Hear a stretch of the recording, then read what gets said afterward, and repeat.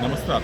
महाराष्ट्रातल्या तमाम पालकांनो, आज आपला महत्त्वाचा विजय झालेला आहे आणि आज आपण सावित्रीबाईंच्या स्मृतिदिनी एका अर्थाने त्यांना अभिवादन करण्यासाठी पण आलो होतो आणि हा महत्त्वाचा विजय झालेला आहे.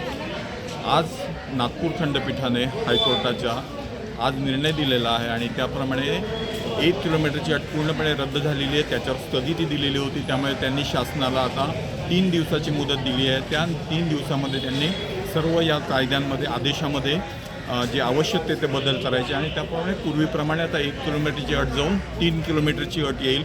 जसं प्राधान्य 1 किलोमीटरला असेल, 3 किलोमीटरला त्याच्यामध्ये शिल्लक झालं असेल तर मिळतील. याप्रमाणे पूर्ववत होईल आणि यासाठी 3 दिवसामध्ये ते सॉफ्टवेअरमध्ये चेंजेस करतील आणि या पद्धतीने पालकांना पुन्हा नव्याने फॉर्म भरण्याची संधी उपलब्ध होईल.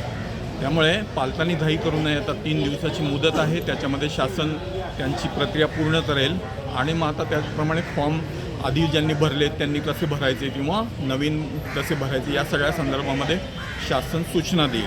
त्यामुळे ही लढाई आपण लढलेलो आहोत. आम आदमी पार्टी तुमच्यासोबत आहे, आप पालक युनियन तुमच्यासोबत आहे आणि महाराष्ट्रातल्या तमाम वंचित आणि दुर्बल घटकांच्यासाठीची या लढाईमध्ये आम्ही 100% तुमच्याबरोबर आहोत. ही आपण लढाई जिंकलो, यापुढे पण जिंकत राहू, लढत राहू आणि शिक्षण हा हक्क आहे, तो नाही कोणाच्या मालकीचा, हे आपण म्हणत राहू. धन्यवाद.